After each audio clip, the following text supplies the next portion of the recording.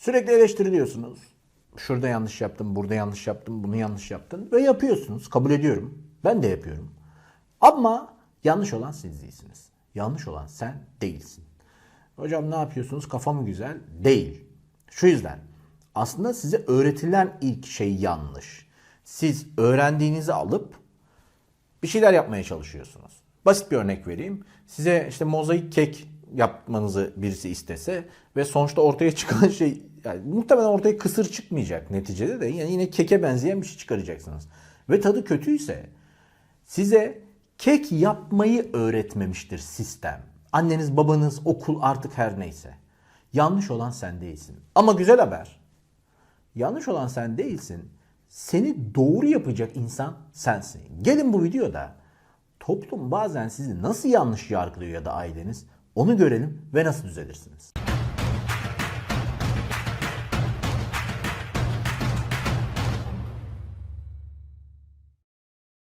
Hoş geldiniz.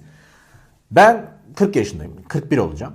28 Mayıs. Kutlarsınız doğum günümü. Şunu çok iyi hatırlıyorum.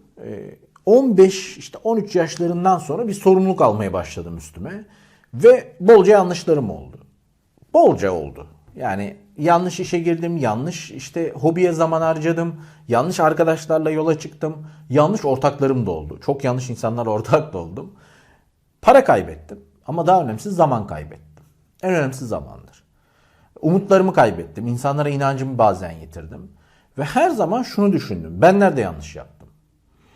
Lakin dışarıdan bakıp eleştiren herkes şöyleydi. Sen şurada çok yanlış, sen burada yanlış, sen burada. Yani onların gözünde hep şeysin, yanlış insansın. YouTube projesi, öncesinde YouTube'un biraz daha yine e-eğitimdi. İlk girdiğimde çevremde bazı insanlar çok yanlış fikir, yanlış yapıyorsun, şunu yap, buraya yatırım yap, solucan gübresine gir. Garip garip şeyler vardı. Burada ben şunu öğrendim, bak 41 yaşındayım. İşte 15'ten sonra salarsak buraya 26 yıl. 26 yıl boyunca size verebileceğim en güzel tavsiye, %95 sen yanlış değilsin. Hata sende değil. Hata kimde biliyor musun? Sana o aklı verende. Yani örnek, ben bu videoda size derim ki işte çok sağlıklı olmak istiyorsanız bundan sonra elinizi patatesle ovuşturun. Sallıyorum. Senin bu ilginç fikri, mantıklı gelen bir tarafın varsa yaparsın. Örneğin işte Patates'in bir tanesi kitap çıkardı. Biliyorsunuz kitabın içerisinde büyü ritüelleri var. Bunları yaparsan işte sevdiğin seni arayacak. Şimdi eğer ki bir açlığın, ihtiyacın varsa ve bu saçmalık senin ihtiyacına tam oturuyorsa sen o hatayı yaparsın. Burada yanlış sen değilsin. Yanlış o kitabı piyasaya sürmesine izin veren. Sana kadar geliyorsa. Dolayısıyla senin hayatta yaptığın şeylerle sürekli sana sen yanlışsın, sen hatalısın, sen de suç diyen insanlara şunu sormak lazım. Senin neyin doğru? Sen neyi doğru yaptın? Yani ürettiğin tek doğru ben isem, bu yüzden ailelere söylüyorum bunu. Çünkü anne babalar belki çocuklarda hata buluyor ama kendileri de aynı hataları yapmışlardı. Peki nasıl çözeriz? Diyelim ki orta boy, büyük boy bir hata yaptınız. Çünkü ben hataları 4 boy ayırıyorum. Hani bu şeyde var ya Tolgrande Venti falan filan. Onun gibi. Minör, yani çok küçük hatalar.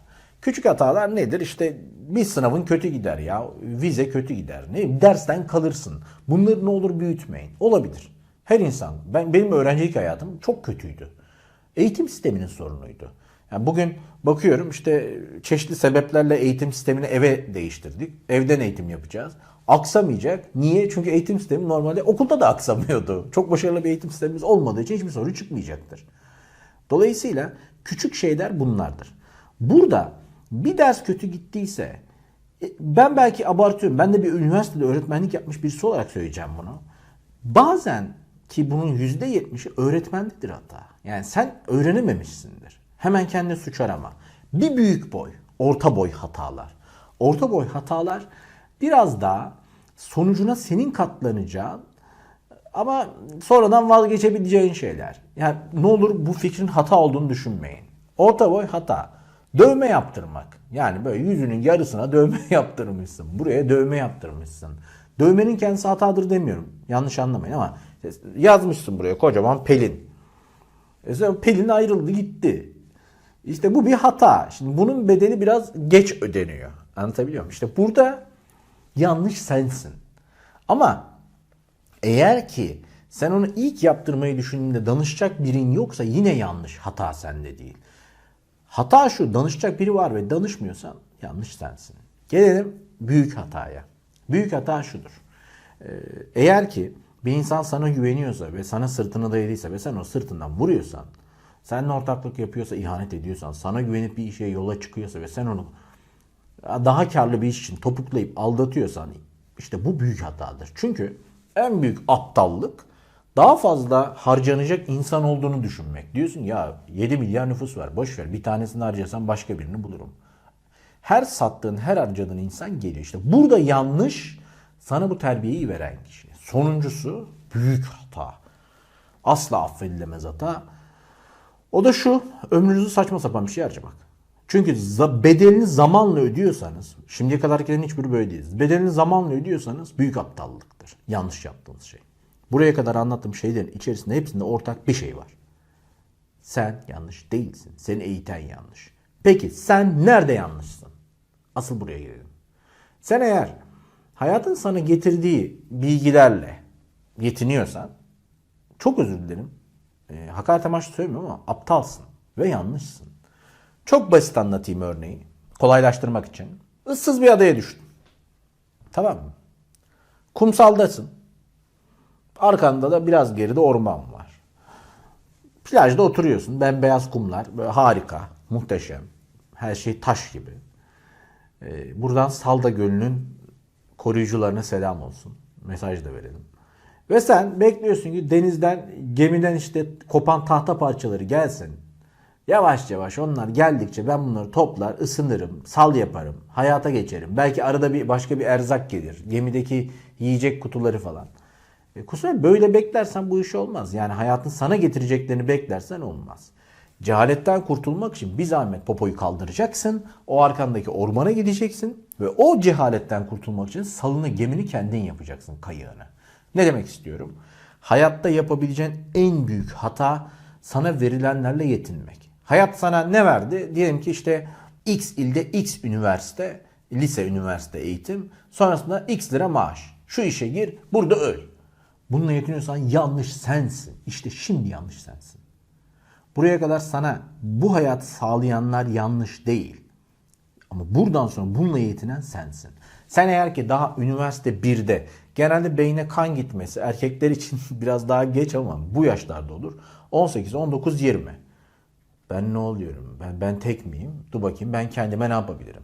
Ya üniversite 1'de yarı zamanlı bir yerde çalıştıysan, hafif hafif iş deneyimleri yaptıysan, yabancı dil öğrendiysen, ikinci bir iş ne yapabilirim, sevdiğim iş ne yapabilirim dediysen, işte o hayatta seni tren raylarına sokan sistemden çıkıp yandaki yolda arabayla gitmeye başlıyorsun. Çünkü rayların kendisi yanlış değil. Senin ısrarla tren olup, lokomotif olup o raylarda gitmek istemen yanlış. Sen bir tren hattındasın. Yaşın ilerledikçe arkaya bir vagon daha atılıyor. Üniversite okurken bir vagon atılıyor. Ne? Sen avukatsın, doktorsun, mühendissin. Mezun oluyorsun, işe girmen lazım. Girdiğin iş bir vagon daha. Evleniyorsun, bir vagon daha.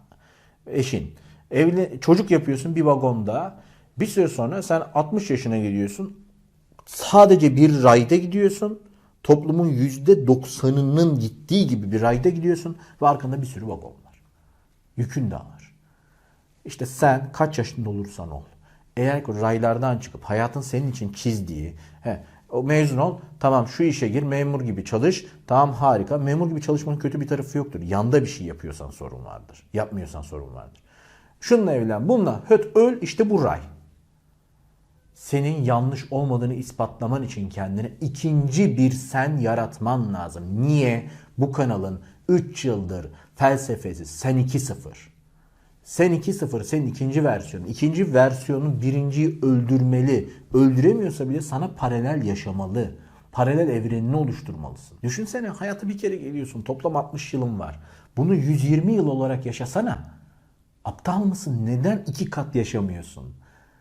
Çok basit düşün. Çok özür dilerim. Bak bu örneği verdiğim için çok özür diliyorum. Çok moral bozucu bir örnek. Belki de YouTube'da verilmemesi gereken bir örnek. Ömrünün sonuna saralım. Allah göstermesin. Ayrılmak üzeresin artık bu dünyadan. Çok hızlı geçiyor zaman değil mi? Şu an kaç yaşında olursan onun zaman hızlı geçtiğini biliyorsun. Ben 41 yaşındayım. 5 yaşında olduğum dönem bile hatırlamaya çalışıyorum. İyi kötü zıt diye ziplenmiş durumda.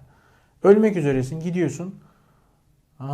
Keşke dünyadayken daha çok yaşasaydım, birazcık gezip görseydim. Hep de Candy Crush oynamasaydım, hep de PUBG oynamasaydım, hep de 3 saat dizi izlemeseydim. Öbür tarafta yeterince dizi izleyeceksen merak etme. Bayağı da sıcak bir dizi olacak ya da bayağı da sakin bir dizi olacak.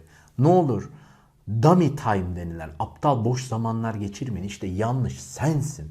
Eğer bu aptal boş zamanları geçiriyorsan ve bir gün bu dünyadan ayrılacağın gün dönüp de ulan 60 yıl yaşadık, 70 yıl yaşadık ve yaşadık be. Yani yaşadık be. Gerçekten dolu dolu yaşadık diyorsan sen yanlış değilsin.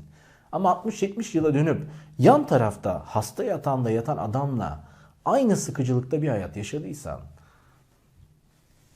o zaman bu söylediklerimi hatırlayacaksın ve daha bir şey diyemeden öbür tarafa gideceksin. Popoyu kaldır lütfen. Sen yanlış değilsin. Sana bu hayatı veren insanlar da aslında yanlış değil. Bilmeden hata yapıyorlar. Art niyetli değiller. Kendileri ne gördülerse sana veriyorlar. Ctrl C, Ctrl V. Kopyala, yapıştır. Dedenden aldıkları hayatı sana yapıştırıyorlar. Sen bari en azından çocuğuna, torununa yapıştırma. Bırak o aradaki kırılma senin neslinin olsun.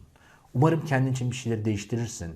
Sen yanlış değilsin. Ama bu videoyu izledikten sonra bile halen bir şeyleri değiştirmeyi düşünmüyorsan, ya ben artık bundan sonra daha çok gezen, daha çok gülen, daha çok eğlenen, insanların daha çok birlikte olmak istediği bir insan olayım demiyorsan, sende büyük bir hata var. Cehalet yol arkadaşın olmasın. Bir sonraki videoda görüşmek üzere.